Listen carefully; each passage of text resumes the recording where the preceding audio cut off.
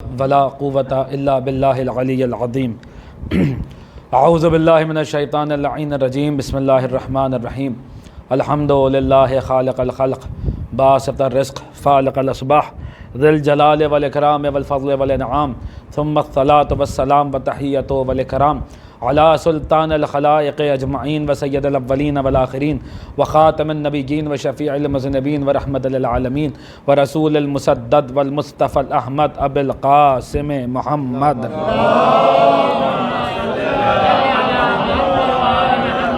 آلہ الطیبین الطاہرین المعصومین المظلومین المنتجبین المنتخبین المیامین الہادین المہدیین الذین اذھب اللہ عنہم الرجس وطہرہم تطہیرا اللہم صلی علی محمد وعلی محمد سیما بقیت اللہ فی الارضین عجل اللہ تعالی فرجہ الشریف ولعنت اللہ علی اعدائہم وغاصب حقوقہم ومنکر فضائلہم ومناقبہم وولایتہم ومصائبہم وعطشہم اجمعین من الان الی یوم الدین القول منی فی جمیع الاشیاء من قول آل محمد علیہم الصلاة والسلام فیما سر وما اعلم فیما بلغنی عنہم وما لم یبلغنی اما بعد فقد قال اللہ عز وجل وقال الرسول یا رب انا قوم اتخذوا هذا القرآن مہجورا صلوات پڑھ دے بر محمد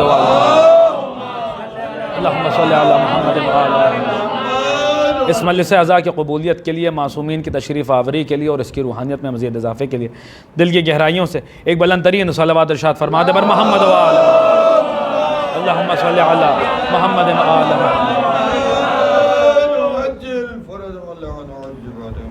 عزیزان گرامی قدر، معزز سامعین، موالیان امیر المؤمنین، عزاداران سرکار سید الشہداء، اس مجلس عزا کے لیے میں نے جسائے وافل ہدایہ کو عنوان سخن قرار دیا ہے۔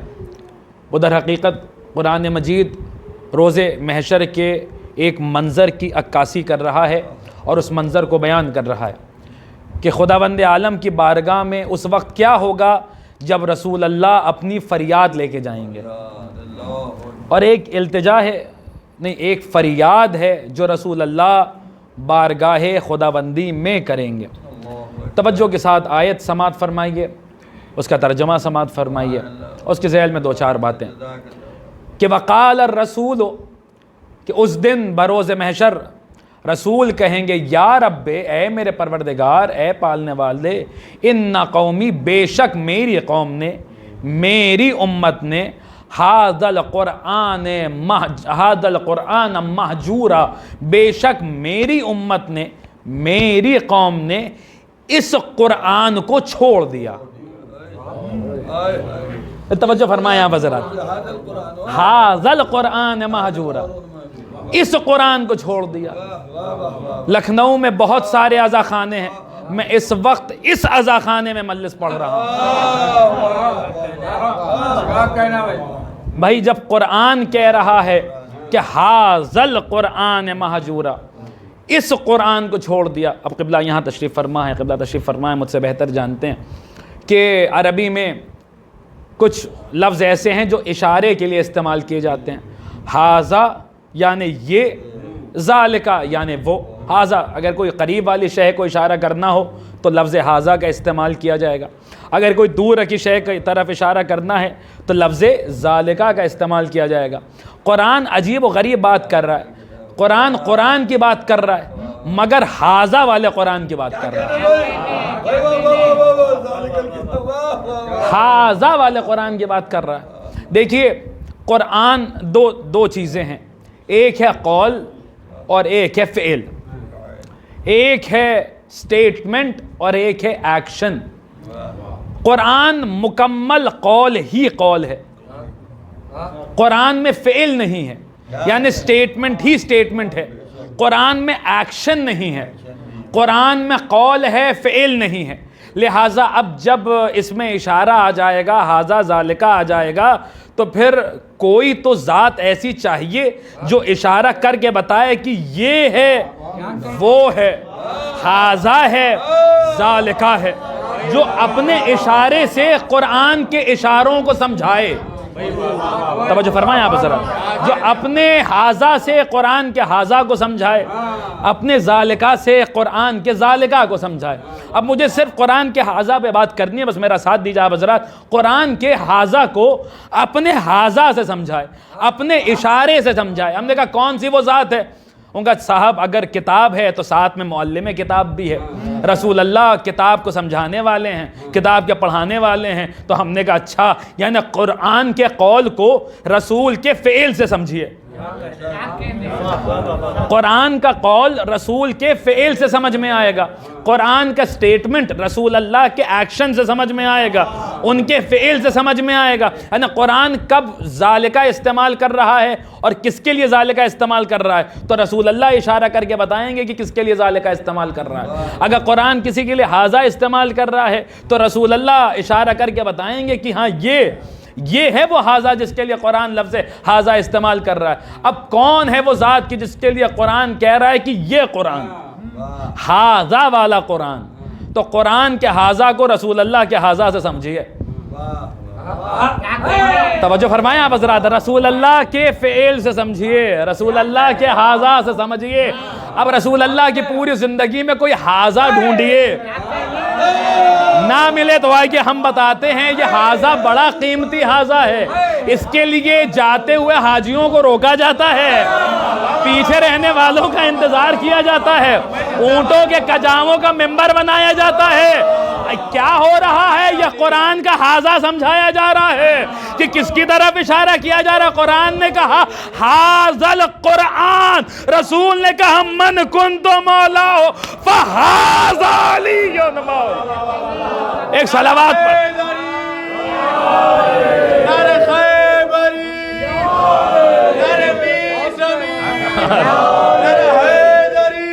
یا اللہم صلی علی محمد وآلہ۔ اب قرآن کا حاضہ کتنا قیمتی ہے، اس بات صرف مجھے اس بات کی جو ہے یہی، اب مختلف موضوعات ہوتے ہیں، اب اس وقت یہی ذہن میں آ گیا تو حاضہ پر ہی جو ہے وہ آج کی مجلس ہو جائے کہ قرآن کا حاضہ کتنا قیمتی ہے۔ اب آپ سوچئے اس حاضہ کے لیے اللہ کہہ رہا ہے یا ایھا رسول بلغ ماؤن۔ اچھا پھر یہاں پہ دیکھیے خاص پہلو ہے کہ دیکھیے قرآن کو کیوں فعل کی ضرورت ہے، وَإِن لَّمْ تَفْعَلْ فَمَا بَلَّغْتَ رِسَالَتَهُ، اگر یہ فعل نہ کیا تو کچھ نہ کیا۔ یعنی اب سمجھ میں آیا کہ قرآن کے قول کو رسول اللہ کا فعل سمجھائے گا، اور اگر وہ فعل نہ کریں، یہ انگریزی والا کوئی بچے جو ہیں وہ اس میں کنفیوز نہ ہو جائے، یہ انگریزی والا فعل نہیں ہے، یہ عربی والا فعل ہے جس کا مطلب ہوتا ہے ایکشن۔ تو جو ہے وہ فعل جو رسول اللہ کا ہے وہ قرآن کے قول کو سمجھائے گا۔ اب دیکھیں یہی حاضہ کہاں کہاں آیا، توجہ کے ساتھ سنیے گا، قرآن میں حاضہ کہاں کہاں آیا۔ لوگ ہم سے کہتے ہیں کہ صاحب قرآن میں علی کا نام کہاں ہے؟ رسول اللہ نے بھی حاضہ کے بعد ہی علی مولا کہا ہے۔ حاضہ اور علی کا بڑا گہرا تعلق ہے، اب اسی تعلق کو سمجھانے کی کوشش ہے، پوری توجہ۔ شاید کوئی بات ہو، بزرگ تو مجھ سے بہتر جانتے ہیں، یہاں علماء کرام خطباء کرام تشریف فرمائے مجھ سے بہتر جانتے ہیں، لیکن بہرحال شاید میرے ہم سے و کم سن بھائیوں کے لیے شاید کوئی نئی بات ہو۔ علی اور حاضہ کے درمیان کا رشتہ سمجھنے کی کوشش کیجیے گا۔ رسول اللہ بھی فرما رہے فحاذہ علی مولا، حاضہ اور علی ساتھ ساتھ ہیں، قرآن حاضہ کہہ رہا ہے اور ساتھ ساتھ علی کا ذکر کیا جا رہا ہے۔ دیکھیے پہلے تو ایک بات یہ بتا دوں کہ ہمارے یہاں ویسے تفسیر بالرائے حرام ہے، اپنی طرف سے ہم تفسیر نہیں کر سکتے، تو یہاں پہ جو میں نے یہ بات عرض کی یہ بھی نص معصوم کے ساتھ میرے پاس دلیل معصوم ہے، قول معصوم موجود ہے۔ مولا کائنات نے خود فرمایا اپنے لیے کہ یہ حاذا القرآن مہجورہ کون ہے؟ مولا نے فرمایا میں وہ قرآن ہوں کہ جسے چھوڑا گیا ہے۔ نص معصوم موجود ہے، صریحی روایت موجود ہے، پوری توجہ کے ساتھ سنیے۔ اب سنیے حاضہ، لوگ پوچھتے ہیں کہ علی کا نام قرآن مجید میں کہاں آیا ہے؟ تو دیکھیں سوال دو طریقے کے ہوتے ہیں، ایک سوال جو ہوتا ہے وہ سمجھنے کے لیے ہوتا ہے، دوسرا سوال برائے سوال ہوتا ہے۔ تو اب چونکہ سوال الگ الگ قسم کے ہوتے ہیں لہذا جواب بھی الگ الگ قسم کے ہوتے ہیں۔ جو دوسری قسم یعنی جہاں سوال برائے سوال کیا جاتا ہے تو میں سمجھتا ہوں اس کا جواب جس طریقے سے سرکار خطیب الایمان شیر ہندوستان مولانا طاہر جرولی صاحب قبلہ اللہ مقامہ نے دیا وہ تو پھر حرف آخر ہے، وہ جواب حرف آخر ہے۔ جو دوسرا والا جواب ہے وہ بہرحال عرض کرنے کی کوشش کروں گا، لیکن جو سرکار سن لیجئے طاہر جرولی صاحب قبلہ اللہ مقامہ کا وہ جواب سن لیجئے، بہرحال علماء تشریف فرمائے مجھ سے بہتر جانتے ہیں۔ سرکار طاہر جرولی صاحب قبلہ اللہ مقامہ نے کہا کہ جب لوگ کہتے ہیں کہ صاحب قرآن میں علی کا نام کہاں ہے، اتنا علی علی کرتے کہاں ہے قرآن میں؟ اب جواب سنیے گا، واقعاً یہ جواب بھی طاہر میاں کا ہی جواب ہو سکتا ہے۔ قبلہ طاہر جروالی صحابی کا جواب ہو سکتا ہے. ان کا کہاں ہے نام علی قرآن میں اتنا علی علی کیا جاتا ہے, کہاں ہے؟ ان کا قرآن میں نہیں ہے تو کیا ہوا, امام باڑے میں تو لکھا ہے. ان کا امام باڑے میں تو ہم آتے نہیں ہے, اسی لیے قرآن میں نہیں لکھا ہے. ایک صلوات پڑھیے بر محمد و آل محمد. ایک اور صلوات پڑھیے بلند آواز سے بر محمد و آل. یہ تو وہی سوال. لیکن بہرحال اس کا ایک جو ہے, اگر کوئی واقعاً ڈھونڈے کہ نام علی قرآن میں کہاں ہے, اگر کوئی آپ سے پوچھے کہ نام علی قرآن میں کہاں ہے, تو آپ پلٹ کے سوال کیجئے کہاں نہیں ہے. ہم تو وہ ہمارا عقیدہ تو وہ ہے کہ ہم تو کہتے ہیں کہ قرآن کی کوئی آیت تو بہت دور کی بات, حرف تو بہت دور کی بات, شد و مد تو بہت دور کی بات. ہمارا تو ایمان اس بات پر ہے کہ قرآن کے نقطے نقطے میں علی ہے. قرآن کے نقطے نقطے میں علی ہے. سنیے عزیزان گرامی, دیکھیے قرآن کی بعض آیات ایسی ہیں جنہیں حروف مقطعات کہا جاتا ہے. حروف مقطعات یعنی وہ حروف جو قطع کر کے پڑھے جاتے ہیں, الگ الگ پڑھے جاتے ہیں. مثلا یاسین, تاسین, الف لام میم, الف لام را, کاف ہا یا عین صاد, یہ سارے حروف مقطعات ہیں. اب آپ دیکھیں نام علی اور حاذا کیا رشتہ ہے دونوں کے مابین, سمجھنے کی کوشش کیجئے. ایک کام کیجئے کہ کاغذ لیجئے, قلم لیجئے, اور نہ ملے تو کسی شریف سے مانگ لیجئے. شریفی کاغذ قلم شریفوں سے ہی ملتے ہیں بہرحال, تو لے لیجئے. اور اس کے بعد قرآن میں جہاں جہاں حروف مقطعات آئے ہیں وہاں اب ایک کام, جہاں جہاں حروف مقطعات ہیں اس کو لکھتے جائیے. مثلا الف لام میم آیا, الف لام میم لکھ دیجئے. یاسین آیا, یاسین لکھ دیجئے. کاف ہا یا عین صاد آیا, کاف ہا یا عین صاد لکھ دیجئے. الف لام را آیا, الف لام را لی. سب حروف مقطعات کو جمع کر دیجئے. آپ نے اکثر دیکھا ہوگا کہ جب حروف مقطعات قرآن مجید میں کہیں آتے ہیں تو اگر الف لام میم لکھا ہے تو مترجم بھی وہاں پہ الف لام میم ہی لکھتا ہے. ان سے پوچھے تھا ترجمہ کیوں نہیں کر رہے اس کا, ان کا یہ اللہ کا راز ہے. اب خود ہی اعتراف کرتے ہیں یہ اللہ کا راز ہے, ابھی پتہ چلے گا وہ راز کیا ہے. یہ اللہ کا راز ہے. تو الف لام میم کا ترجمہ الف لام میم ہی کرتے ہیں, کاف ہا یا عین صاد کا ترجمہ کاف ہا یا عین صاد ہی کرتے ہیں مثلا. تو اب آپ ایک کام کیجیے, ان تمام حروف مقطعات کو جمع, ایک صلوات پڑھیں آپ ذرا آگے تشریف محمد, آگے تشریف نہیں, صلوات اور پڑھیں بر محمد.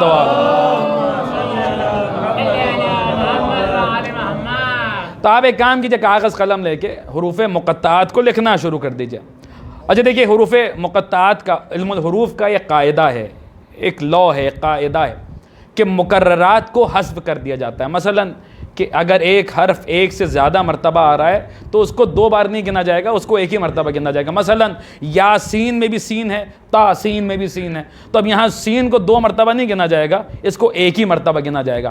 تو اب آپ جب حروف مقطعات کو جمع کریں گے اور مکررات کو حذف کر دیں گے, یعنی جو حرف ایک سے زیادہ مرتبہ آ رہا ہے اس کو بس ایک ہی مرتبہ شمار کریں گے. جب آپ جمع کریں گے حروف کو تو جانتے تعداد کتنی بنتی ہے؟ 14. خود ہی کہتے ہیں حروف مقطعات اللہ کا راز ہیں. اللہ نے 14 حروف رکھ کے بتایا 14 اللہ کا راز ہیں. حروف مقطعات کی تعداد 14. اب سنیے حاذا اور علی کا رشتہ کیا ہے, پوری توجہ کے ساتھ. علی کا نام کہاں ہے, حاذا اور علی کا رشتہ کیا ہے. حروف مقطعات کو جب آپ جمع کر لیں گے, اگر مثلا آپ سے کہا جائے کہ آپ کو ABCDFGHI کچھ الفابیٹ دے دیے گئے, کچھ حروف دے دیے گئے, اور پھر کہا گیا کہ ایک عبارت بنائیے, ایک سینٹنس بنائیے, تو بآسانی کوئی بھی بنا سکتا ہے. الف بے دے دیا گیا اور کچھ حروف دے دیے گئے, کہا گیا کہ ایک عبارت بنا دیجئے, تو کوئی مسئلہ نہیں ہے عبارت بنانا. آپ عبارت بنا سکتے ہیں, ایک سینٹنس بنانے میں کیا جاتا ہے. لیکن واقعاً یہ اعجاز ہے قرآن کا کہ جب حروف مقطعات کو جمع کیا جاتا ہے اور یہ کہا جاتا ہے کہ ان کو جمع کر کے کوئی عبارت بنائیے, کوئی سینٹنس بنائیے, تو یہ چیلنج ہے مذہب اہل بیت کا. 14 صدیاں گزر گئی, یہ چیلنج آج تک سوائے ہمارے کوئی اور پورا کر نہیں پایا. صرف اور صرف ہم وہ ہیں کہ جنہوں نے ایک سینٹنس بنایا ہے, ایک عبارت بنائی ہے, اور ہم زمانے کی آنکھوں میں آگے ڈال کے کہتے دیکھو اگر تم جو ہے وہ تم بنا پاؤ تو تم کوئی اور سینٹنس بنا دو, کوئی اور عبارت بنا دو. لیکن نہ کل کوئی اور عبارت بن پائی, نہ آج کوئی عبارت بن پا رہی ہے اور نہ قیامت تک کوئی عبارت بن پائے گی۔ یہ حروف مقطعات وہ ہیں کہ جن کے لیے علماء کہتے ہیں کہ یہ عطر قرآن ہے، قرآن کا عطر ہے۔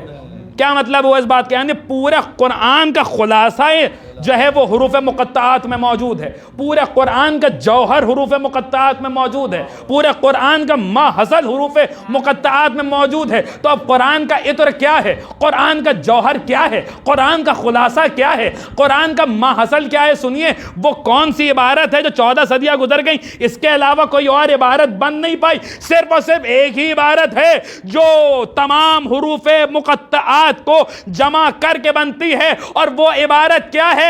ہاذا، وہ عبارت کیا ہے؟ صراط علی حق نمسکہ، بے شک یہ جو علی کا راستہ ہے یہی حق ہے، ہم اسی سے متمسک ہیں۔ ایک صلوات پڑھ دیں بر محمد و آل محمد۔ اس سے بہتر ایک اور صلوات پڑھ دیں بر محمد و آل محمد۔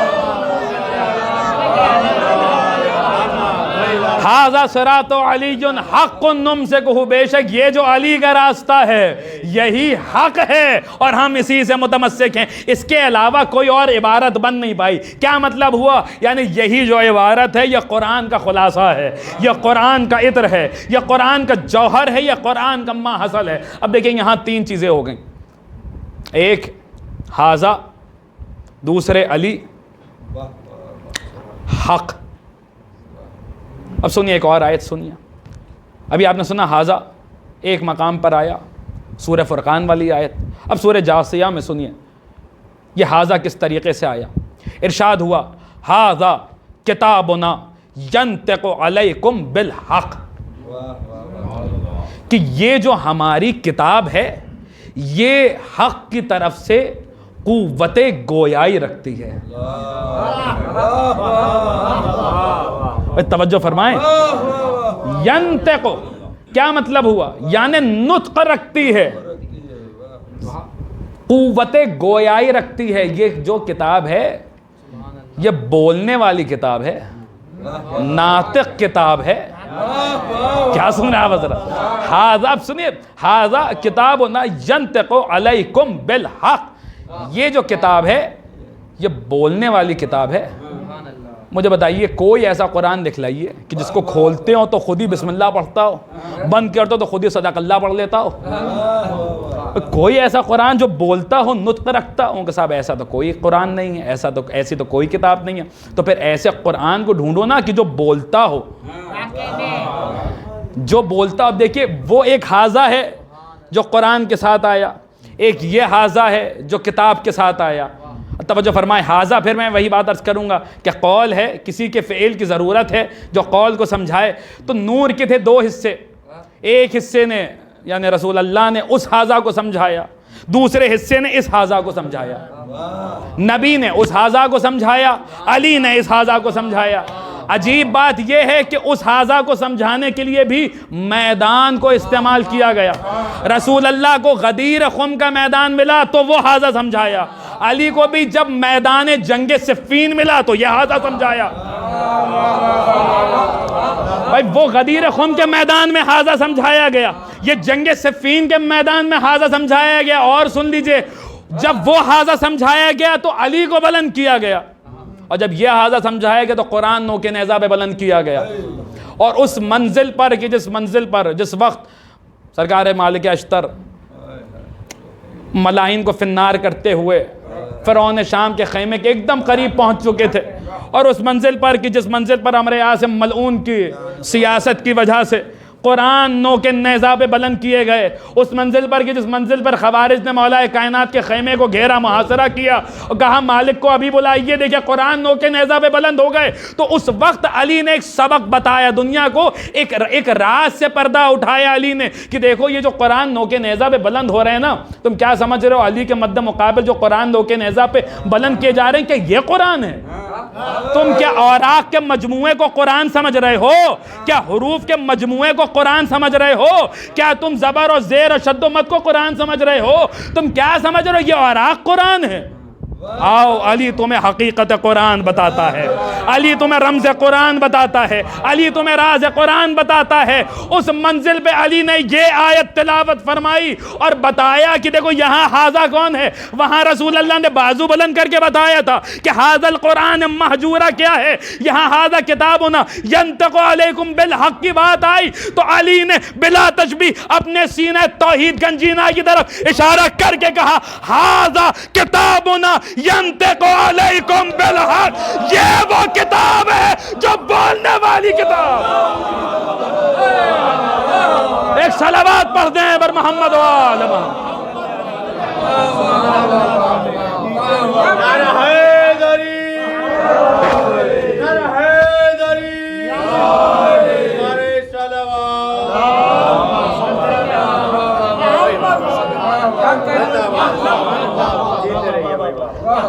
ایک وہ حاضہ ہے، ایک یہ حاضہ ہے۔ اور سنیے حاضہ کہاں کہاں، بہرحال میں کہاں، ایک تو پوری آیات کا ایک قافلہ، بہرحال کچھ آیات انتخاب کر کے آپ حضرات کی خدمت میں عرض کیے دے رہا ہوں۔ کہاں کہاں نام علی کہاں آیا؟ حاضہ صراط علیہ مستقیم۔ مولانا مقبول احمد صاحب قبلہ ان کے ضمیمے میں جو ترجمہ ہے وہی ترجمہ سنا رہا ہوں۔ حاضہ صراط علیہ مستقیم، یہ جو علی کا راستہ ہے یہی صراط مستقیم ہے۔ دیکھیے ہم بغیر دلیل کے کسی بات، مولانا مقبول احمد صاحب قبلہ بہت بلند درجہ ہے، کیا ترجمہ کیا ہے، لیکن بہرحال دلیل نہ ہو تو دلیل بھی سن لیجئے۔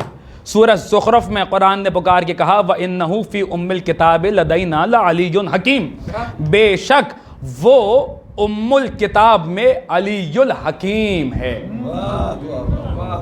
ہر آدمی کہتا ہے، ہر وہ جو جس نے تفسیر لکھی ہے اور جس نے ترجمہ کیا، صاحب اللہ علی الحکیم ہے۔ یہ بات بالکل ویسے ہی ہوگی کہ جیسے میں ممبر پہ آ کے کہوں وہ جو انبر صاحب ہے نا وہ مجلس پڑھ لیتے ہیں۔ اللہ کہہ رہا وہ جو ہے نا ام الکتاب میں وہی علی الحکیم ہے۔ اللہ خود علی الحکیم ہے، کہہ رہا ہے وہ جو ہے نا ام الکتاب میں وہی علی الحکیم ہے۔ بھئی قرآن بغیر وارثان قرآن کی سمجھ میں نہیں آتا۔ معصوم کی خدمت میں آیا بندہ، اس نے یہی آیت پڑھی سورہ زخرف، کہا مولا یہ کون سی، یہ کیا، یہ کس علی الحکیم کی بات ہو رہی ہے؟ امام نے کہا ام الکتاب سورہ الحمد کا دوسرا نام ہے، علی کا ذکر سورہ الحمد میں موجود ہے، لہٰذا کہا جا رہا ہے کہ ام الکتاب میں علی الحکیم موجود ہے۔ کہا مولا کون سی آیت میں ہے علی؟ کہا نہیں پڑھتے اہدنا الصراط المستقیم، اہدنا الصراط المستقیم۔ صراط مستقیم کو تم کیا سمجھتے ہو؟ صراط مستقیم فقط صراط مستقیم نہیں ہے، یہ وہ غلاف ہے جس کے اندر علی جیسا کعبہ رہتا ہے۔ ایک صلوات پڑھ دیں بر محمد و آل محمد۔ اس سے بہتر ایک اور صلوات پڑھ دیں بر محمد و آل محمد۔ عزیزان گرام قدر، بتایا بارہا بتایا جا رہا ہے کہ دیکھو یہی حقیقت قرآن ہے، یہی راز قرآن ہے، یہی رمز قرآن ہے، یہی خلاصہ قرآن ہے، یہی قرآن کا ما حصل ہے۔ عزیزان گرام قدر، یہی قرآن کا ما حصل ہے۔ انہی کے لیے کہا قرآن نے کہ وَآتَيْنَاهُمُ الْكِتَابِ، ہم نے ان کو کتاب دے دی۔ اب جب دے دی تو انہی کے لیے قرآن نے کہا، اسی حاضہ والے قرآن کے لیے قرآن نے کہا ہے کہ وَلَوْ أَنَّ الْقُرْآنَ، اگر کہیں قرآن پایا جائے، قرآن کہہ رہا اگر کہیں قرآن ہے، وَلَوْ أَنَّ الْقُرْآنَ، قرآن کس قرآن کی بات کر رہا ہے؟ کیا سن رہا ہے بسرا؟ قرآن کس قرآن کی بات؟ وَلَوْ أَنَّ الْقُرْآنَ، اگر کہیں کوئی قرآن ہے تو اس کے اندر کیا خصوصیات ہے؟ قطعت بہ الارض، اس کے ذریعے، نیر بھائی اس سے بہتر ترجمہ ظاہر ہے میرے پاس ہے نہیں، اس کے ذریعے زمین کا گریبان چاک کیا جا سکتا ہے، اس کے ذریعے زمین کا گریبان چاک کیا قطع کیا جا سکتا ہے، زمین کے سینے کو چاک کیا جا سکتا ہے۔ اور سیرت بہ الجبال، اگر کہیں قرآن ہے نا تو اس کے ذریعے پہاڑوں کو چلایا جا سکتا ہے۔ کیا سنا ہے؟ اور کلما بہ الموت، اگر کہیں قرآن مل جائے تو پھر اس کے ذریعے مردوں سے باتیں بھی کی جا سکتی ہیں۔ اب بتائیے کہ کوئی مجھے اپنے گھر کا قرآن جو جزدان میں رکھا ہوا ہے اس کے ذریعے زمین کو چاک کر کے دکھلائے، پہاڑ کو چلا کے دکھلائے، مردوں سے باتیں کر کے دکھلائے مجھے، وہ نہیں تو پھر وہ قرآن دکھلائے، وہی قرآن جو حاضہ والا قرآن ہے، جس میں یہ خصوصیات پائی جاتی ہیں کہ وہ قرآن اگر کہیں موجود ہو تو پھر مردوں سے باتیں بھی ہوں گی، زمین کا سینہ چاک بھی ہوگا، پہاڑوں کو حرکت بھی دی جائے گی۔ اب سن لیجیے، زیادہ وقت نہیں ہے، بس ایک روایت سن لیجیے اس کے ذیل میں، موجودہ مراجع میں سے آ گئے وحید خراسانی، ایک روایت سنیے بس۔ اور یہاں چونکہ جو ہے وہ اسناد اور اس سب پہ بحثیں ہوتی ہیں، لہٰذا یوٹیوب پر یہ تقریر موجود ہے، تو اب ہم سے سوال نہ کیجیے گا، قم میں سوال استفتاء کر کے بھیجیے گا کہ یہ جو ہے یہ روایت آپ نے پڑھی ہے، یہ جو ہے یہ بتائیے کیسی صحیح ہے ضعیف ہے کیا ہے، یہ آپ نے پڑھی ہے اپنے درس میں۔ سنیے، کلما بہل موتا، قرآن اگر کہیں قرآن مل جائے تو پھر اس کے ذریعے مردوں سے باتیں کی جا سکتی ہے۔ سن لیجیے، کہتے ہیں آغا وحید خراسانی نے درس خارج میں یہ واقعہ سنایا، کہنے لگے ایک مومنہ امام کی چاہنے والی، ہمارے اور آپ کے چھٹے امام جعفر صادق علیہ السلام، بہت سارے واقعات تھے لیکن بہرحال اس واقعے کا کسی خصوصیت کی وجہ سے اس کا انتخاب کیا ہے۔ جو اعتراضات ہوتے ہیں نا کہ وہ صاحب قنبِ اذنی کہا ہے، قنبِ اذنی نہیں کہا ہے، سب کا جواب موجود ہے۔ یہ تو وہ ہیں کہ جن کو قنبِ اذنی کہنے کی بھی ضرورت نہیں ہے، سارے اعتراضات سب کا جواب اس میں موجود ہے، اس لیے اس واقعے کا انتخاب کیا۔ بہت سارے واقعات ہیں۔ یوں تو کہیں گے مومنہ آئی امام کی خدمت میں آنے کے بعد کہنے لگی مولا میرا بیٹا مر گیا، مولا میرا بیٹا مر گیا۔ امام نے کہا کیا ہوا؟ زندہ واپس اس کو زندہ کرنا چاہتی ہو؟ کیونکہ فرزند رسول آپ کی عطا ہے، اگر زندہ کر دیں تو۔ امام نے کہا ٹھیک ہے جاؤ 2 رکعت نماز پڑھو، نماز پڑھنے کے بعد ہاتھ اٹھا کے دعا کرو کہ اے وہ ذات کہ جس نے پہلی مرتبہ میرے بیٹے کو مجھے عطا کیا تھا، پھر سے ایک مرتبہ میرے بیٹے کو مجھے عطا کر دے۔ امام نہیں گئے، وہ چلی گئی۔ کچھ ہوا؟ سنیے گا ایک ایک لفظ بغور سماعت فرمائیے گا۔ واپس لوٹی، مولا بیٹا زندہ ہو گیا، کیا ہوا؟ کہا مولا گئی 2 رکعت نماز پڑھی، نماز ختم کی تو بیٹا زندہ نہیں ہوا، دعا کی، دعا بھی کر لی جب بھی بیٹا زندہ نہیں ہوا۔ کہا اٹھی، اٹھنے کے بعد اپنے بیٹے کے قریب گئی، اور جیسے بیٹے کو ٹھوکر لگانی تھی، اب آغا وحید خراسانی کا جملہ سنیے، وہ یہ واقعہ بیان کر کے کہتے ہیں اس مومنہ نے، امام کی خدمت میں آنے والی اس مومنہ نے وہ کیا جو عیسیٰ ابن مریم کرتے تھے۔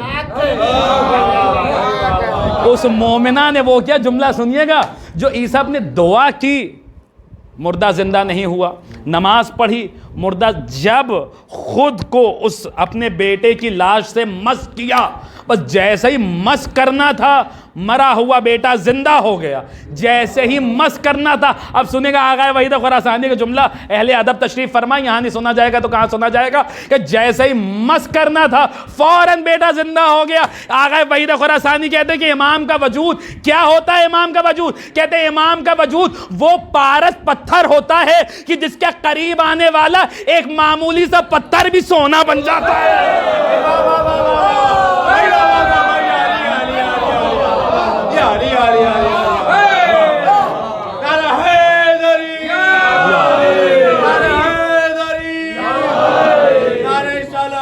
اللہم صلی علی محمد، بس آخر میں گفتگو تمام کر دیں۔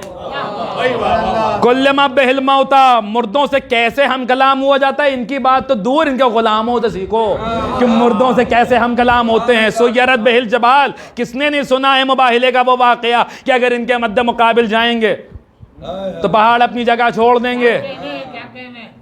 لیکن دیکھیے یہ آیت میں نے خصوص 40 آنے والا ہے، 40 آنے والا ہے، اس کی مناسبت سے میں نے اس آیت کا انتخاب کیا ہے۔ وہ پہلے جملے کے لیے الٹے چلے ہم، کلما بہل موتا سیرت بہل جبال، وہ پہلا جملہ، یہ 40 کی وجہ سے میں نے اس آیت کا انتخاب کیا۔ قطعت بہل ارض، اس کے ذریعے زمین کا سینہ چاک کیا جا سکتا ہے۔ بہت ساری مثالیں ہیں اس کی، کہ میں کہتا ہوں کہ جو کتابوں میں ہیں، جو تاریخوں میں ہیں، جو حدیثوں میں ہے، جو کتابوں میں، اس پر تو بحث ہو سکتی ہے کہ صاحب یہ کیا ہے، صحیح ہے، ضعیف ہے، کیا ہے، راوی کیسا ہے، اسناد کیا، لیکن جو نظروں کے سامنے ہو رہا ہے اس پر تو یقین رکھیں گے۔ نظروں کے سامنے نہیں ہو رہا ہے کہیں آپ کے کہ زمین کا سینہ چاک ہو رہا ہو۔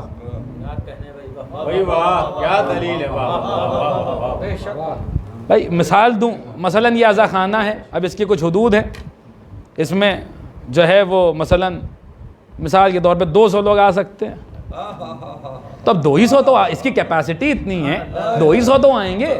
چلیے 200 والے عزا خانے میں 250 آگے 300 آگے تو سمجھ میں آتا ہے، لیکن اگر 200 والے عزا خانے میں 1000 آ رہے ہیں، 2000 آ رہے ہیں، تو کچھ تو معاملہ ہے. بھائی کیا سن رہے ہیں آپ حضرات؟ 40 آ رہا ہے، امام کا چہلم آ رہا ہے، کچھ تو مسئلہ ہے. جیسے اس عزا خانے کی ایک کیپیسٹی ہے، اس کے حدود ہے، ویسی کربلا بھی ایک شہر ہے. سنیے، قطعت بالارض کے سامنے کی تفسیر ہے. کربلا بھی ایک شہر ہے، اس کے بھی اپنے حدود ہیں. اور آج تو ہم دیکھیے اس زمانے میں جی رہے ہیں کہ اب وہ ہمارے پاس وہ انسٹرومنٹس ہیں اور وہ ٹیکنالوجی ہے اور وہ وسائل ہیں کہ جن کے ذریعے ہم یہ ساری چیزیں بہت بآسانی کیلکولیٹ کر سکتے ہیں. اب چونکہ دیکھیے جیو فزکس وغیرہ تو سامنے کی چیزیں، اس میں جیو فزیکل سروے وغیرہ سامنے کی باتیں. تو جب کربلا کے حدود کو ماپا گیا اور دیکھا گیا کہ کیا حدود ہیں، اس میں کتنے لوگ آ سکتے ہیں. بھئی کربلا بھی ایک شہر ہے، عتبات عالیہ ہیں، گھر ہیں، راستے ہیں، ہوٹل ہیں، تمام چیزیں. اب اس کے بعد کتنے لوگ آ سکتے ہیں؟ تو تمام سائنسدانوں نے جیو فزیکل سروے کرنے کے بعد کربلا کے متعلق کہا کہ بہت سے بہت 18 لاکھ آ سکتے ہیں. 18 لاکھ سے زیادہ کربلا میں آ نہیں سکتے. بھائی 18 لاکھ والے شہر میں 19 لاکھ آ جائیں، 20 لاکھ آ جائیں، سمجھ میں آتا ہے. لیکن اگر 18 لاکھ والے شہر میں 1.5 کروڑ، 2 کروڑ، 2.5 کروڑ، 3 کروڑ اگر آ رہے ہیں تو کچھ تو بات ہوگی. یہ کیا ہے؟ وَقُطِّعَتْ بِهِ الْأَرْضُ، زمین کا سینہ چاک کیا جا سکتا ہے. قرآن جہاں ہوگا اس کے ذریعے زمین کا سینہ. لوگ حیران تھے، بڑے بڑے سائنسداں حیران ہیں کہ صاحب یہ کیا ہو رہا ہے. وہ حیران تھے. ہم نے کہا صاحب حیران نہ ہوئیے، پریشان نہ ہوئیے. بھائی دیکھیں سامنے کی بات ہے، باپ کی جاگیر پہ بیٹے کا حق ہوتا ہے، باپ کی چیز پہ بیٹے کو اختیار ہوتا ہے. زمین حسین کا حکم نہ مانے تو کیسے نہ مانے؟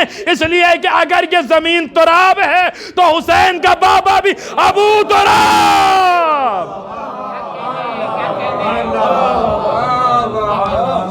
ایک صلوات پڑھ دیں بر محمد وآلہ.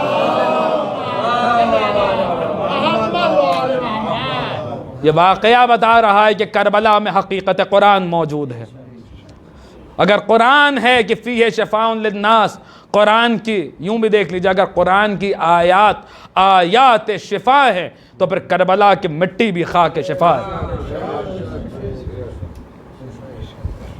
عزیزان گرامی، یہ وہ ہستیاں ہیں کہ جن کے لیے کہا کہ وَآتَيْنَاهُمُ الْكِتَابَ، ہم نے انہیں کتاب دے دی. کیوں؟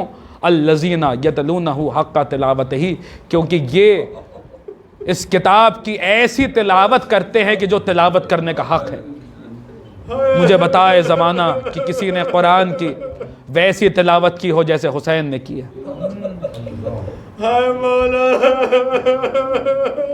نو کے نیزہ سے تلاوت کرنا. عزیزان گرامی، مسجدوں میں بیٹھ کے، گھروں میں بیٹھ کے تلاوت کرنا اور بات ہے، شام کے بازار میں نو کے نیزہ سے تلاوت کرنا اور اب بات آگے تو اسی حوالے سے سن لیجیے. زید ابن ارقم صحابی رسول ہے، کہتے ہیں کہ میں کوفے کے بازار میں موجود تھا کہ میں نے دیکھا کہ بازاروں کو ایسے سجایا گیا ہے کہ جیسے آج مسلمانوں کی کوئی عید ہو، اور عجیب و غریب منظر تھا. میں نے پوچھا کیا ہوا ہے، کیا آج کوئی عید ہے؟